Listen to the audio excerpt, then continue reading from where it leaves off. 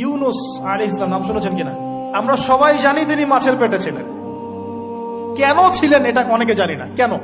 কারণটা আমি বলছি, সূরা আম্বিয়া পড়ে দেখবেন। তিনি যখন দাওয়াত দিচ্ছিলেন কওমকে, কওমের অনেকেই দাওয়াতটা রিসিভ করছিল না। একটু রাগান্বিত হয়েছেন তিনি, সামান্য একটু রাগান্বিত। আমরা হয়ে যাই না এখন? আরে কতদিন থেকে দাওয়াত দিই, মানুষ কথাই শোনে না।